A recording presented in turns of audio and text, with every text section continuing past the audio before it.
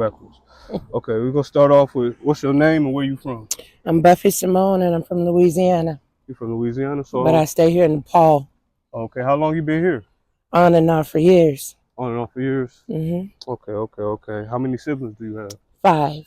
You got 2 brothers and 2 sisters. 2 siblings? 2? Mm-hmm. Okay. Tell me a little bit about your childhood, how you came up. I guess like everybody else, I got my ass whooped when I act up, but it was good. I had 2 good, loving parents, who were hard on me, but I thank them for that. I am where I'm at today because of them. Okay, yeah. So, Any like trials and tribulations you went through growing up? besides getting in trouble a lot at school, not really. I've been to jail once. Okay. That was fun. It was fun going to jail? Yeah. What was fun about jail? All the women. All the women? Okay. I'm not into women, but I don't know. It was just different. Okay. Yeah. Okay. Fights here and there. So we're doing this interview about your sister. Her name was Latifah Tashay Brown. Latifah Tashay Brown. Yep. Okay. What kind of child she was growing up? Like how was she? She was shy. She was shy, but she was a firecracker. She didn't let anybody bother her or, try to punk her or nothing like that. We were all raised that way. Right. She was happy, I guess. She went through a lot. Okay. So, she was a good person. She still is a good person, but exactly. Yeah. Okay, well, let's just jump into Latifah Tashay Brown story. Let's start it from the beginning. Okay. What do you want to know? Like when she was taken or her before that? Her before that and going into it. Okay, well, Latifah again was a firecracker, and she loved life. She loved to laugh. She loved to smile. She loved to just crack up.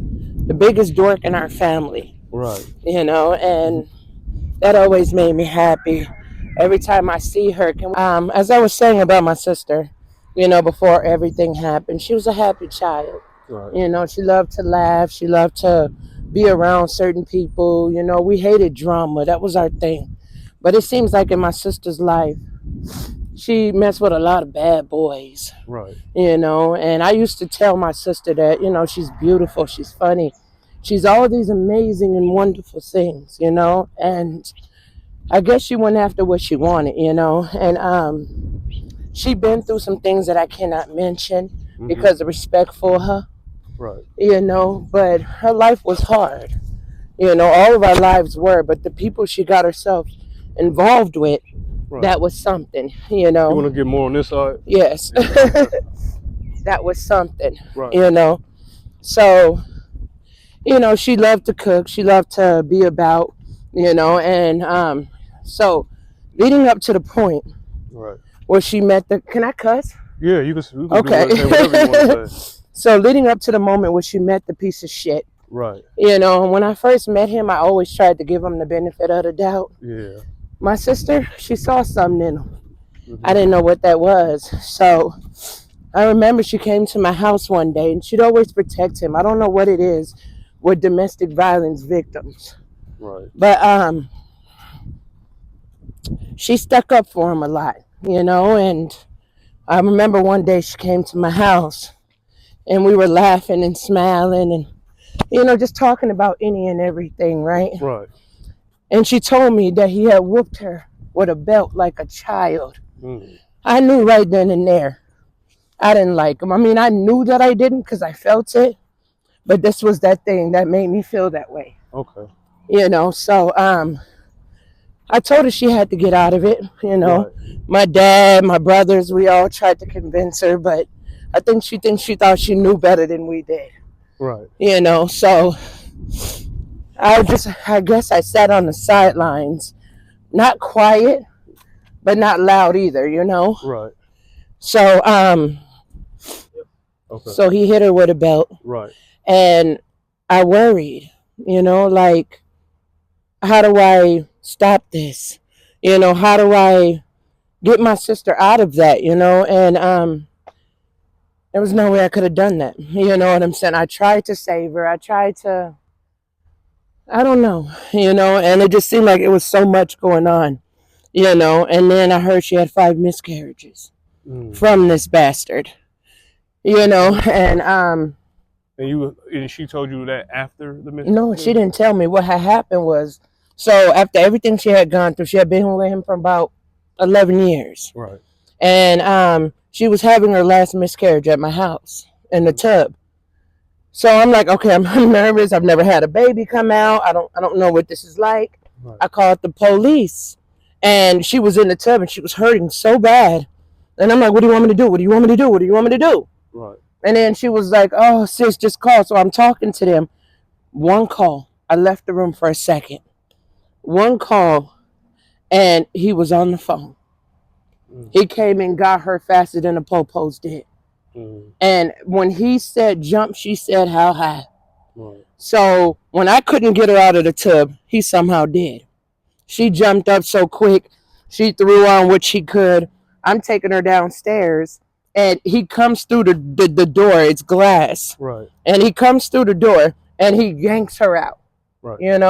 So I'm like, don't grab her like that. Don't do that. Exactly. So my sister was like, Moan, I'm good. I'm like, no, you're not. She was like, okay, I'm going to the hospital. I said, okay, I'll see you there. The ambulance people was like, you don't need us anymore? I say, no, I guess not. We get to the hospital. He's standing outside the room. I want to kill him so bad. Right. Just hearing about everything that he did to her, I looked at him as like, if looks could kill, you're dead already. Right. So I went into the room, and I remember it was dark. All you could hear is like the machines and everything. And I saw her. She seemed like she had gotten the medicine that she needed.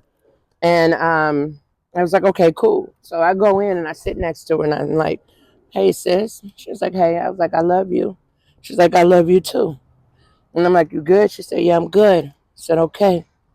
And then I sat next to her, and, I was told that she, it was going through a miscarriage. So I was like, okay. I sat next to her, and I knew that I had to ask her. So I was in the room next to her, and I sat down next to her bed, and all I could do was look at her, because that's my baby. Exactly. And I say, sis, I'm going to ask you a question. And I say, please don't lie to me. Tell me the truth. So she said, okay. I said, with all the miscarriages, was he the reason for it? She said, yeah. And I remember feeling all this rage and anger, and there was a cop outside the door, and I'm like, I have to tell him, So I got up and I told her, I was like, I love you, baby. I'll call you when I get home, or you call me. Right. So she said, okay. And I said, okay, baby. And I kissed her again. And it took everything in my body to get up and walk out, because I knew he was out there. Right. So I came out, I looked at him, and I'm like, just keep moving, keep moving, keep moving. And I saw the cop. I pulled him aside. I told him what happened. He pulled out a thing like he was going to do something. He didn't do nothing. Nobody did anything. It's like nobody cared, So I thought something was going to happen. Sorry. I guess not. And it continued, And I remember, like, maybe or so, a couple of years later, she told me she was pregnant again. Okay. And I was very happy for her. I was very happy. Right. And this time the baby came full term. The baby was ready, and I remember putting my hand on her belly all the time and just saying, I'm happy he's coming. And, nobody could take that from her, Exactly. So I remember there would be times where he would try to level me up. You know what I'm saying? Level you up. Like try to treat me as if I was a man. You know what I'm saying? Like treat me like he treated my sister. Right? One night he had came to my house. It's not even a night. One day he came to my house, right? And he was looking for my sister. And she was asleep. And he was throwing rocks at my balcony. Right. So I'm like, I got up, and, she's still sleeping. So I kind of crept by. I look out the window. It's this bitch. So the next thing I know, he was like, wake her up. And I'm like, I'm not doing shit. No.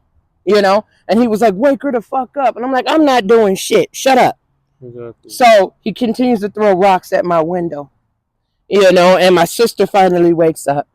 And I'm like, I'm about to go handle this. Right. So I get ready to go downstairs. She hurry up, throws everything on. She follows me down, and I'm cussing at him. Like, bitch, you want this? You know what I'm saying? I fight men. I fight bitches. I don't care who. Right. And he was like, you ain't gonna do nothing. I'm like, bro, you really want this? Right. And my sister comes down. She gets in front of me, and she was like, please don't. And I'm like, all right, man. All right. She was like, I'm going to go and I'm going to call you. I said, okay, cool. She leaves, but it's like the thing is, what I don't tell everybody is that I prayed every time she left my house because I didn't know if she was going to survive it. So she went through a lot with him. I mean, she cooked for him. She cleaned for him. She bore his babies and lost 5 of them. She supported his bum ass rap game or whatever she wants to call it. And she was a strong woman. She didn't take shit from nobody. She didn't let him talk her down, but there was something over her that he held, that was far more strong than what we could ever do or say. So I couldn't believe it. She went through all of that, and then I would tell her, my dad would tell her, my brothers would tell her, like, don't do this, don't stick with somebody like this. Right. And she'd always say she got it. That was her thing. I got it. Right. I don't need help. I'm good. So she would get in another situation with him, and it's not even just him, it was his family too. She would come and she would tell me, oh, they saying this and they saying that and all this other stuff. And I believe the reason why my sister even brought her baby around them was because she wanted to please him. Exactly. So with everything that was going on, Latifah tried to stay strong. She did. She loved him even though he didn't deserve her love. Right. You know what I'm saying? He didn't deserve her time and who she was as a person. But she didn't deserve what he put her through. Right, At all. And I remember many times she would cry. And all I wanted to do was console her and tell her it was okay. And it was that day when she was getting ready to give birth and she was going to do it at United. And I went to go see her. I didn't know if I left, I couldn't come back. So they had already had a list of people they wanted to be there, right? So I'm like, okay, so I wasn't one of them. It was the baby daddy, his sister, and then that was it. So I'm like, wow. So I came here for nothing. So I got sent out, but I stood outside the hospital. Mm-hmm. And I remember yelling up to the window and telling her, you got this, baby. You got this. People looking at me as they walking by. And I'm like, I remember yelling up to the hospital window and people were walking by and they were looking at me like I'm crazy. And I'm like, I promise I'm not. My sister's having a baby. Right. So I stood out there until the nurse came out and told me the baby's here. Mm. So I was so happy. I was thanking God. Yeah, and I didn't think about that monster for a second. It was just all about my sister and how she's doing. So she had a baby. She went home, and she still continued to deal with, violence with him, and she'd always protect her baby, no matter what. T-Mar was her life. That's who her life is. That's her soul. That's her soulmate. That's everything. And I remember she would call me every day, and we talk about any and everything, right? And I remember one day she had called me and I could hear all the commotion, and she was like, get off the door, just go away, get off the door, whoop-de-whoop-whoop. And you could hear him yelling something. And then next thing I know, I heard it as clear as day. And I heard her say, don't hold my baby like that. Mm. So I'm like, sis, you called the cops? You good? She was like, I called him like 3-4 times already. So I'm like, what? So I'm talking to her and I'm telling her to calm down. I'm making sure she got what she needs. And I was like, I'm going to call you back. And she said, okay. So I hung up. I called the police. They knew who I was before I even said my name. I knew something was up. Like, how did y'all know who I was? I didn't even tell you my name yet. Exactly. And I'm like, okay, whatever. My sister needs you, whatever. Woo. And they said we already sent somebody out. We're sending someone, right? So I was like, okay, whatever. So I hung up. I called my sister back. She answered the phone right away. She's still dealing with this. You can still hear all the commotion, right? So I'm like, sis, what you gonna do? She was like, I'm gonna be all right. We're gonna be good, whatever. She was like, Mom, I'll call you back. And I was like, sis, she said, I'll call you back. She hung up on me. Next thing I know, about maybe 15, 20 minutes later, she was at my house with her baby. And she said, I escaped. Now, who says escaped? You know what I'm saying? Right, that hit different. Yeah, you know. So she came to my house, and then I knew right then I could protect her, I could love her, I could keep her and the baby safe, right? And she was there for like maybe a couple of days, you know. And then the next thing I know, a call, she was back right again. And I don't know what it is that he could say that somehow we couldn't, you know. So she ended up back with him, and I seen her a few more times after that. And I remember my birthday's January 16th, right? Okay. And December, me and my sister got together. So a month before, we got together and we did the 1 chip challenge. And I got it on video. The hot chip? Yes, okay. The hottest chip you will ever taste in the world. That's great. It hurt my boobs, it hurt my back, it hurt my lungs, everything.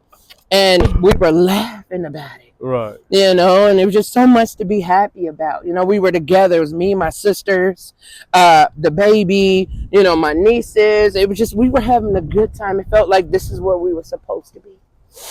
So I'm like, okay, great. And then that day goes by, you know, okay, great. I don't see her again.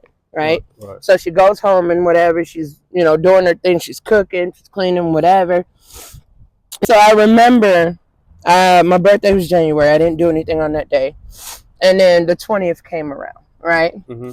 So I'm like, okay, you know, I ain't heard from my sister, you know, but it's not like she don't do it. She does do it. And she called and she asked me to babysit. And I told her at that time I was out with my girl. We were chilling, we were relaxing. I was getting my nails did. I get my pedicure. And I was like, I can't babysit. And I was like, but tomorrow, I promise, I got you. She was like, all right, Mom. And I was like, okay, sis. And then she hung up with me. Now, I never knew that would be my last time ever. I never, ever knew. You know, like, I kept feeling these things, but I kind of, you know, like, it was not brushing it off. Yeah, you know what I'm saying? Because it was like my chest got tight. At times I felt dizzy, you know, because I'm an empath. So I feel different things. So I'm like, okay, it's good. It's nothing. I'm good. And then I was hanging out with someone on that night. It was going into like 11 something that night. And I got this deep, deep, bad feeling in my chest. Like I was going to pass out. And then my knees kept getting wobbly. And I'm like, what's going on? Why do I feel this way? And then all of a sudden, you know what I'm saying? I couldn't breathe for a few minutes. And then around like 11:50 something, you know, I called my sister and I'm like, you know, I'm trying to check on her and whatever. She don't pick up. So I'm thinking, well, maybe she cooking, maybe she taking care of the baby, you know, best mom in the world for my baby. Right. You know, she cooked for him. She stayed up all night with him. She loved it. There was many videos of her saying she loved being a mom. She loves it. And I knew that's what she was meant for. You know what I'm saying? That was always Latifah's path, you know, in life. Right. Is to be a mother, you know. So 11 something, I call her about 11:50. Nobody picked up. So I'm like, okay, well, maybe she's cooking, maybe she's taking care of the baby, you know. So I wanted to be respectful, you know. So I hung up, called one more time, nobody picked up. Then I noticed when I went and took my shower, she called, and I missed it. And I think it was like 11:57, 58. And I'm like, oh, well, I guess, you know, maybe she went to bed. She'll call me a little later. I don't know. Right. And I kept getting this feeling that I couldn't wash away. And then 12 o'clock rolls around, 12:05, 12:05, 12:15, and I hear a knock at the door. So I'm like, you know how black folks get. We don't answer the door. You get real quiet, like maybe they'll go away. Right. But it didn't go away. They kept knocking. Right. So I was feeling something. I'm like, oh, man, maybe I should answer it. Right. I regret it every day. So I remember throwing my clothes on, and I crept into the living room so they couldn't hear me. Right. And I looked through the peep door, and it was like 3 men standing outside my door with all black. And I'm thinking either I'm hiding an alien, and I don't know it. Right. Or they really here for something serious. Right. And I had just did the protest with George Floyd. Right. You know? So I'm like, okay, I'm shaking in the inside out, you know, and I don't know where it's all coming from. Right. And then I turn around to get ready to walk off, and they knock again. So I'm like, okay, I'm going to answer the door. So I said, give me a minute. I'll be right back. I go in the bedroom. I make sure I'm like fully clothed, you know. I go and I answer the door. And, you know, they're talking at the door or whatever. And I'm like, well, why do y'all want to come in? And it was like, we need to talk to you. I was like, there's three of you. Talk to each other. And they were like, ma'am, we need to come in. And they said my name. I'm like, how do they know my name? So I'm like, okay. So I opened the door, right? And automatically I felt this gust of wind that passed through me. You know what I'm saying? And I knew right then and there something wasn't right. Something was not right. So I let these three men in, and they stood in. And at this time, I was getting ready to move. Not too long after that, and they were like, "We have some news to talk to you about." So I was like, "Okay, well, am I in trouble? What's going on?" My thought was my dad or my brother was probably killed or something like that. I don't know. It was scary at that time with George Floyd. Right. So, you know, being a black man in America, a black woman, anything, you know. So for sure. I was feeling all these different things. I'm starting to feel stuff now, but it was all this different stuff, you know. And then all of a sudden they were like, "Well, we have some news for you." And I'm like, "Okay, no. I'm not doing that. I'm not doing that."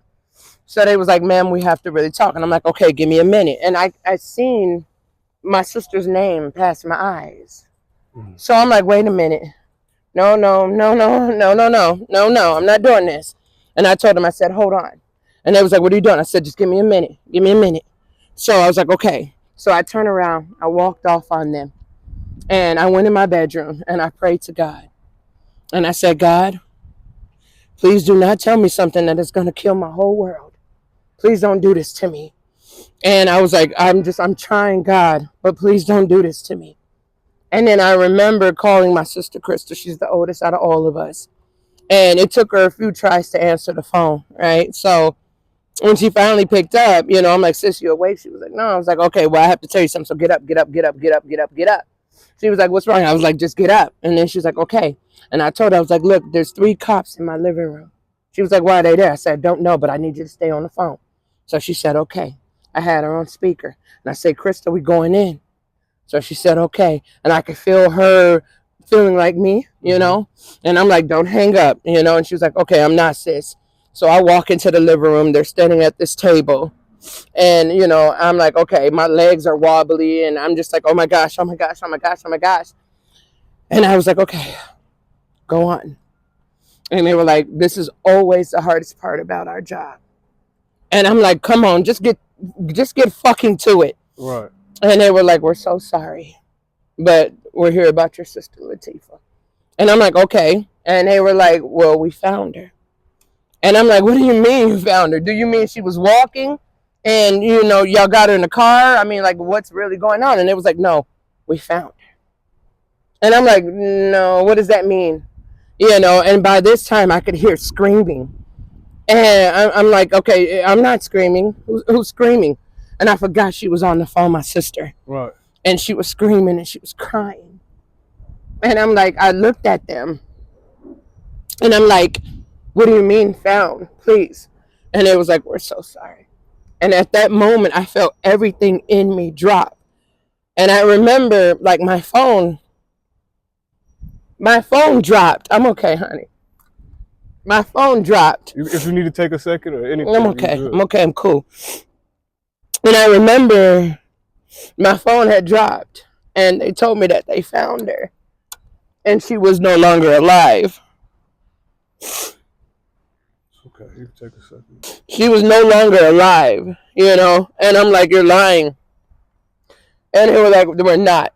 So I remember dropping to my knees, and I cried, and I cried, and I cried.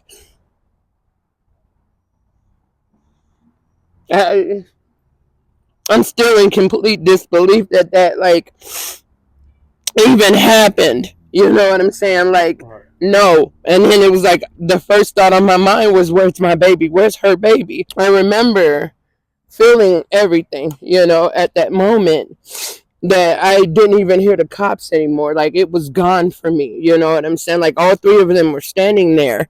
And I remember hearing one of them say, "Well, can we call anyone for you?" And I remember thinking to myself, "Oh my gosh, my dad doesn't know." how do I tell my dad? And I was crying so much that the cop started sounding like a Charlie Brown episode. You know what I'm saying? Right. And I don't even remember crawling in by the refrigerator and the garbage can because all I could do was just, I lost myself, you know. And I remember calling my brother. He's the one up under me. Mm-hmm. And he answered the phone.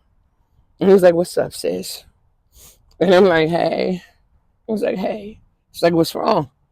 I said, "The popo's here." He said, "Why?" I said, "Because the Tifa's not here." And he's like, "What do you mean she's not here?" And I'm like, "She's not here." And he was like, "What are you talking about?" And I'm like, "Bro, just come over." And he said, "Okay." You know, and I'm just like, he rushed over. And then when he came in, he was screaming, and I can already hear him from outside. And he was like, "Where's that punk motherfucker at? What's wrong, sis? What's wrong?" And he saw me crying. And I said, "She's dead." So I told my brother. He comes over, he's screaming, he's irate, you know. And he was like, what happened? Did he do it? And then, like, before I could even stop my brother, he ran out of the house. And the popos was like, "Do we go after him?" I'm like, "You better. Unless you want another body, you better." So I guess one of them went with, and then I'm still there and I'm crying and I'm screaming, you know. And I remember the neighbor, she came out of her house and she was like, "What's wrong?" And I could not be consoled by anybody, you know.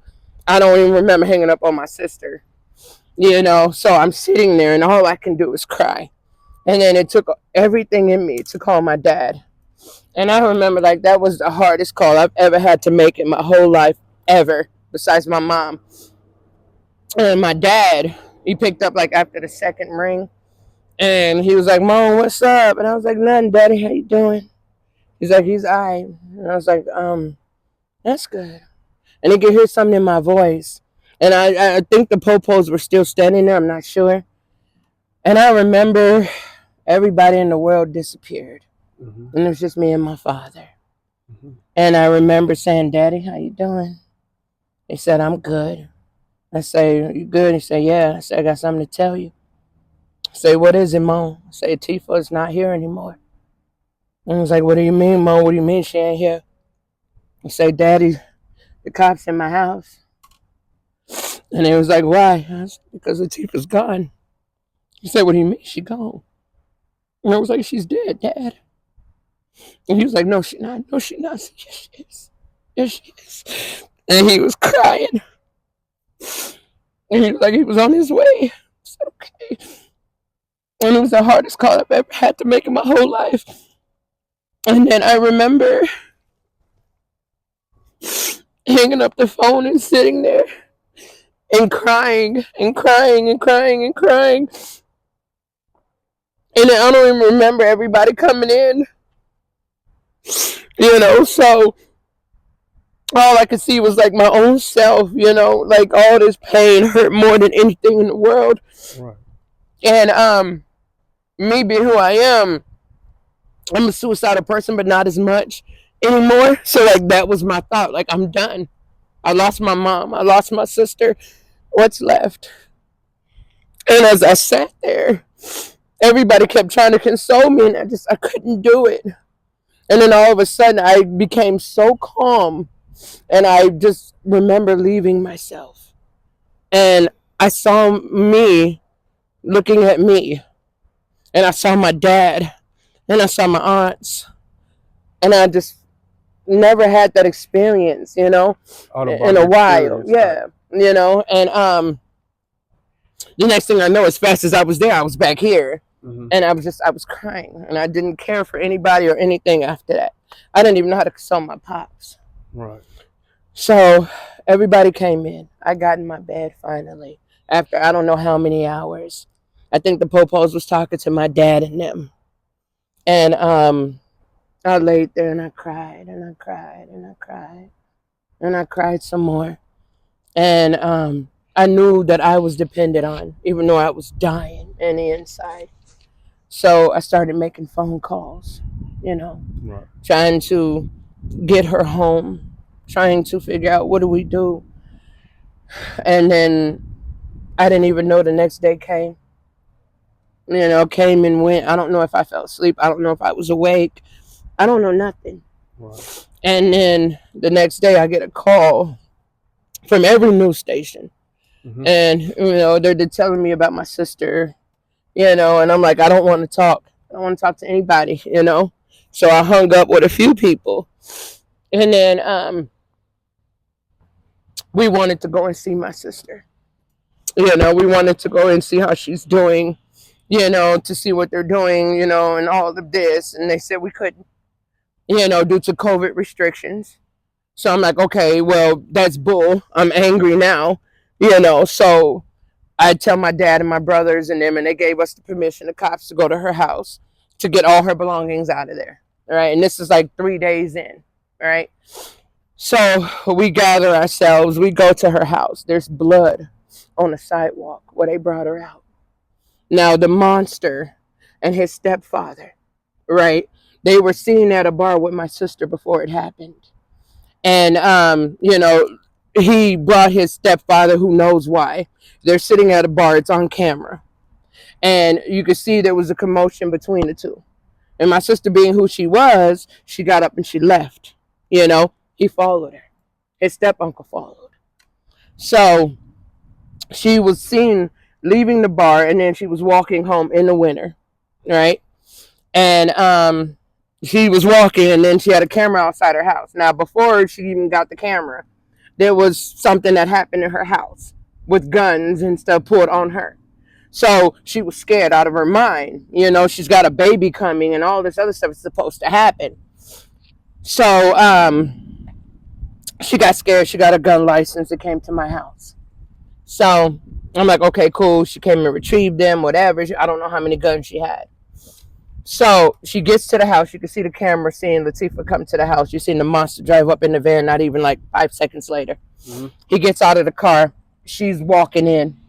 And then the step uncle gets out, comes in, right? Commotion is going. People's Ring cameras can hear it, right? She goes in, and, the woman upstairs, she was recording it. And it was like the audio at first, and then you could see her kind of back up into her apartment and close the door. But she was listening with the recorder. And you can hear Latifah. I have it if you ever want to hear it. It's her last minutes here on Earth. Okay. And you can hear her screaming at him, get out, go away, you're a boy, you're this, you're that. He's cussing back at her. He knows what buttons to push. So he's pushing all of them with her, right? So, she's telling him, get out, whatever. And next thing you know, you hear a gun. The gun went off. And Latifah cried her last cry that she will ever cry. And I remember that I wasn't prepared to hear that. And I remember we were all at my house, my dad and us, after the situation happened. And my brother was like, he has something for us to listen to. So he plays it and he runs in a room. And I'm like, why are you running? And all of a sudden we're listening to this argument. And I noticed right away it's Latifah's voice. Right. And I hear him, and I'm like, what the fuck is this? What is this? And then all of a sudden, a gunshot. And me and my sister both dropped. We're crying, and we're thinking we just got set up, So we're crying, and we're screaming, and we're just like, what is this? What is this? My brother tells us that was Latifah, and we kind of got that.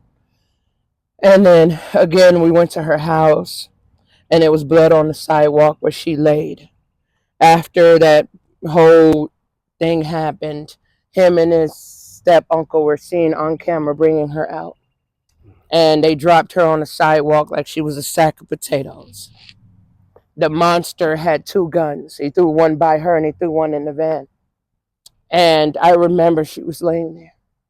And we couldn't see all the footage. We couldn't see any of the footage really, because all of that was under wraps with the popos. So we just knew that we had the audio of her last minutes, And We were told this by the cops that they were seen bringing her out. So I was like, I want to see that footage. I want to see what happened. And my dad was like, no, we're not doing that. Whatever. So I'm like, okay. So we're in the house and there's blood on the walls. It seemed like it was a nightmare. Something happened in this house more than what they were telling us. And my sister's stuff was just everywhere. And I'm like, somebody came in here before us. And I have footage of that too, and video of me going in. You can see the blood on the wall. And I remember just feeling lost. I remember thinking to myself, this is a nightmare. This can't be real. Can't be real. Right. My dad is holding it together really well. And I just remember I needed a minute. And I walked off and I cried. And I told God, I'm done. I'm done. I felt like I had been pushed to my limit. So I gathered her stuff with my aunts and my dad and my brothers. And we leave. And I remember after that, it was just a conspiracy all around. Nobody was willing to tell us everything. Latifah wasn't here. I had nightmares. And I was just trying to figure out what the fuck is really going on. What's going on? And then I remember the Popos showed up to my house, as they had done a few times around already. Right. And they sat down and it was like, due to COVID restrictions, they can't let us see her. And it sounded like to me something was going on. Something was going on. And I believed that they were doing something to my sister's body. If you couldn't let us identify it, why couldn't you just take a picture? Right. Take a picture to show us if that's her or not. Exactly. And they were like, well, we haven't done that. We don't, whatever. So I'm like, okay, whatever. But how do you know it's my sister if we can't identify her? Exactly. So they were like, believe us, it's her. And I'm like, no, it's not. No, it's not. It can't be. It can't be. Right. So this guy shows up, and it's an angel from God. He shows up, and he's from the home for, when they get ready to bury your loved ones and stuff. And he says, he introduces himself, and he sits down with us, and he was like, I'm so sorry for your loss. And we're like, thank you, and everything like that, but we don't believe it. He was like, look, I'm going to do y'all a favor. I'm going to go, and I'm going to see if that's her. Is there anything that we need to know? And I said, yeah, my sister used to bite her nails down to the skin. I said, she looks like me. That's what I'm told. So he said, okay. So I remember he got up and he left, and he came back about 2 days later. And then he came back 2 days later. He came back 2 days later. I remember when he came back and he told us that it was her. And then he was very sorry. And we thanked him as much as we could. And then it just went on from there. The other side was already trying to claim her baby. Right. And we didn't know anything about that. We didn't know that we were supposed to go before them. We didn't know that we were supposed to go to court to do anything. Right. Nobody told us nothing. So at this time, we're trying to figure out how to fly Latifah home to be next to my mom in Louisiana. Right. You know what I'm saying? And my dad didn't know what to do. He's not doing anything. I'm not trying to figure out nothing. And then the next thing I know, I get this call. And I had been making many phone calls, right? Just trying to get somebody to help us. And I'm dying at the same time, right? Telling other family members and trying to get my mind right, but I just couldn't get right. And then this person calls and he tells me that he could help us, that he could send her home, that he could pay for her wake. So I said, thank you, God. That's beautiful. And I went out and I told my dad, and he was like, Mom, for real? I was like, yeah, Daddy. So he's like, okay, great. That's what's up. So I remember from that moment on, we had the cops in and out of our house trying to talk to us. And they sat down and they told us, and we asked them, questions and stuff. And I remember the two specific questions were, did she suffer? He said they think the way she was hit, she didn't. And I'm like, well, he's lying because I heard the audio. So I know differently.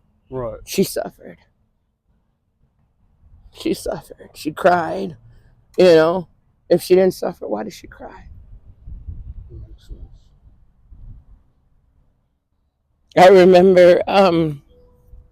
I remember having these nightmares that I could get to her because I only lived like 5 minutes away from her at that time. And people kept telling me that I didn't have to. Like, if I would have made it, I would have been killed or whatever. And I'm like, okay, it's okay. So I was like, even if I got there, I could at least hold her in my arms and tell her like she's not alone. It's okay. It's okay to go now. And just hold her. But she died without us. Because we had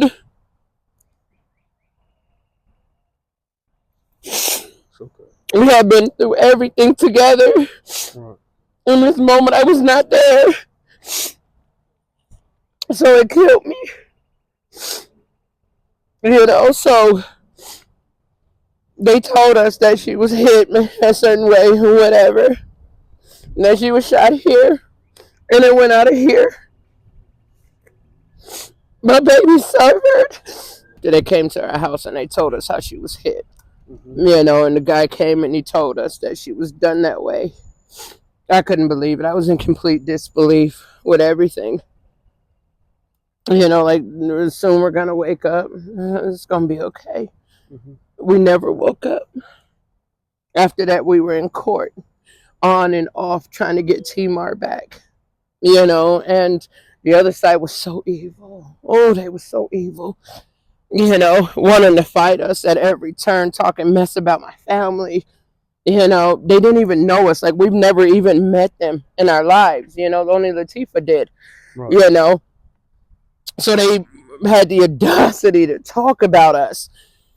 You know, and they wanted to keep Tamar, and like we would have nothing with him. Right. You know, and then we went to court, and we did everything. I'm sure you want to know. I'm good, honey. Okay. And we did everything, you know. And I remember it came time for the impact statements. Mm-hmm. And they only gave the monster 13 years for the life he stole. That's it. And he sat there with this dumbass look on his face like he was a guilty bitch. And I told him, I said, look at me. And he wouldn't. And I said, look at me, you coward. And I said to him, I said, every day that you live is the day that the devil is waiting for your black ass. I said, you couldn't handle a woman like my sister. She was too strong for you.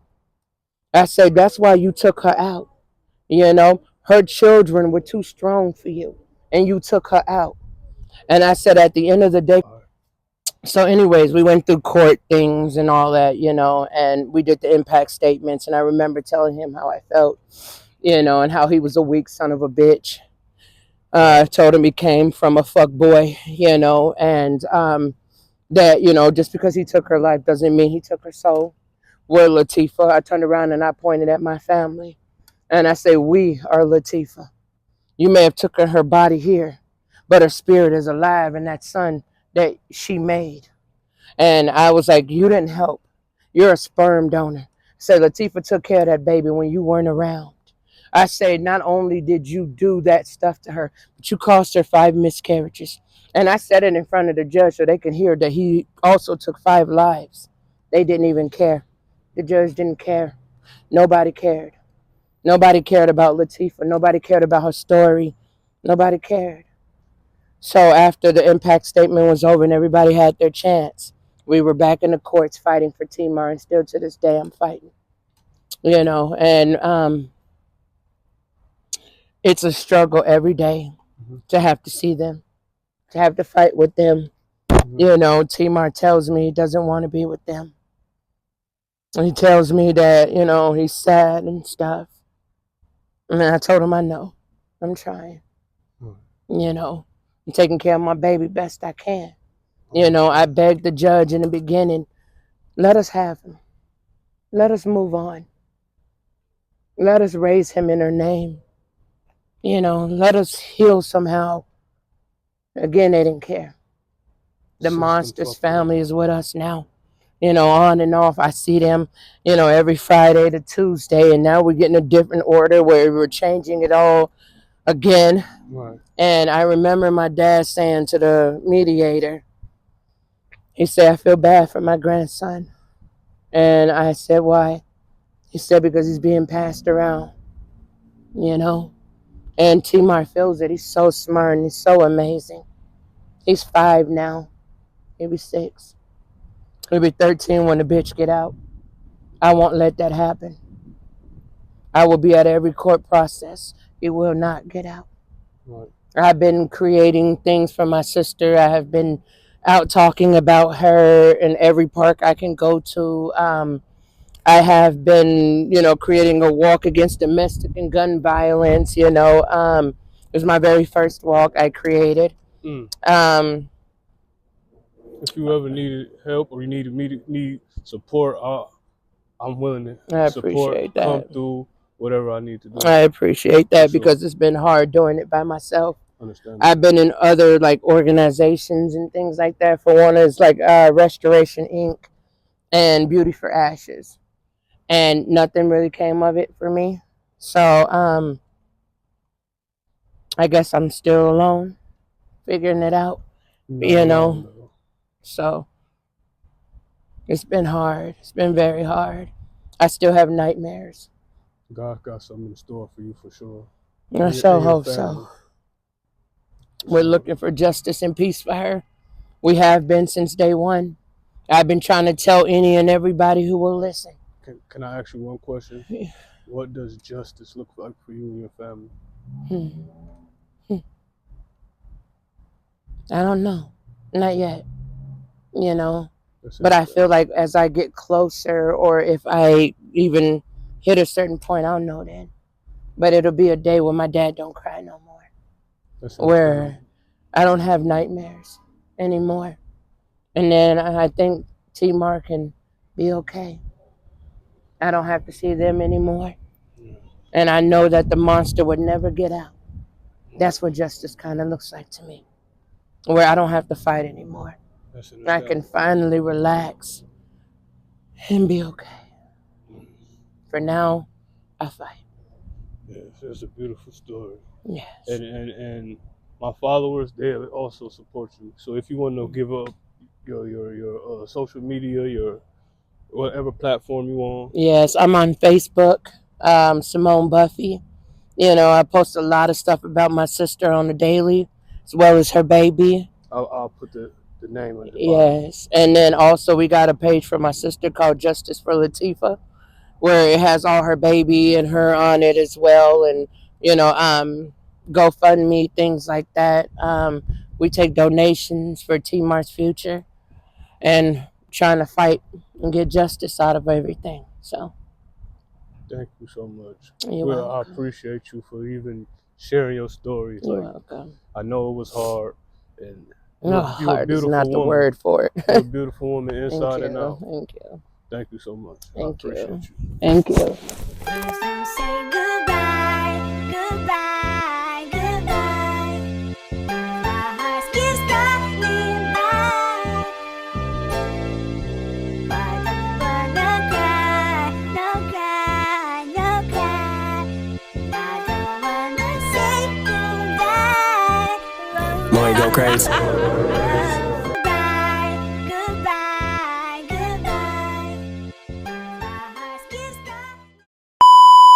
Everybody loses, the game you can't beat. So many fall victim, it's the fight you can't see. It's the fight you can't see, the game you can't beat. Bitch, I couldn't move, I thought the devil couldn't get me.